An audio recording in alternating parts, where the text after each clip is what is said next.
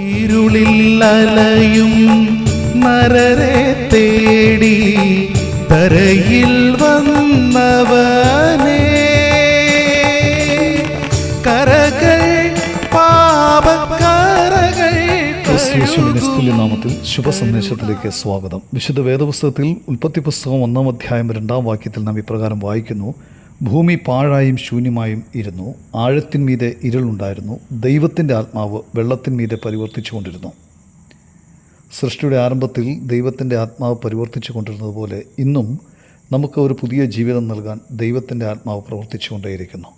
യോഹന്നാൻ എഴുതിയ സുവിശേഷം 16-ാം അധ്യായം 7-ാം വാക്യം മുതൽ 11-ാം വാക്യം വരെ കർത്താവായ യേശുക്രിസ്തു ഇങ്ങനെ പറയുന്നു: എന്നാൽ ഞാൻ നിങ്ങളോട് സത്യം പറയുന്നു, ഞാൻ പോകുന്നത് നിങ്ങൾക്ക് പ്രയോജനം. ഞാൻ പോകാഞ്ഞാൽ കാര്യസ്ഥൻ നിങ്ങളുടെ അടുക്കൽ വരികയില്ല. ഞാൻ പോയാൽ അവന് നിങ്ങളുടെ അടുക്കൽ അയക്കും. അവൻ വന്ന് പാപത്തെക്കുറിച്ചും നീതിയെക്കുറിച്ചും ന്യായവിധിയെക്കുറിച്ചും ലോകത്തിന് ബോധ്യം വരുത്തും. അവർ എന്നിൽ വിശ്വസിക്കായ കൊണ്ട് പാപത്തെക്കുറിച്ചും ഞാൻ പിതാവിൻ്റെ അടുക്കൽ പോവുകയും നിങ്ങൾ ഇനി എന്നെ കാണാതിരിക്കുകയും ചെയ്യുന്നതുകൊണ്ട് നീതിയെക്കുറിച്ചും ഈ ലോകത്തിൻ്റെ പ്രഭു വിധിക്കപ്പെട്ടിരിക്കുകൊണ്ട് ന്യായവിധിയെക്കുറിച്ചും തന്നെ. അതിനാൽ കർത്താവായ യേശുക്രിസ്തു സർവ്വ മാനവരാശിയെയും പാപത്തിൽ നിന്ന് വീണ്ടെടുക്കുവാൻ ക്രൂശിൽ മനുഷ്യൻ്റെ പാപത്തിൻ്റെ ശിക്ഷ സഹിച്ചു മരിച്ചു, അടക്കപ്പെട്ടു, 3-ാം ദിവസം മരിച്ചവരുടെ ഇടയിൽ നിന്നും ഉയർത്തെഴുന്നേറ്റു, സ്വർഗാരോഹണം ചെയ്തു. ഇപ്പോൾ പരിശുദ്ധാത്മാവ് ഈ ലോകത്തിലുണ്ട്. അവൻ്റെ പ്രവൃത്തി ചെയ്യുന്നു. നിങ്ങൾ സുവിശേഷം കേൾക്കാൻ തയ്യാറാണോ?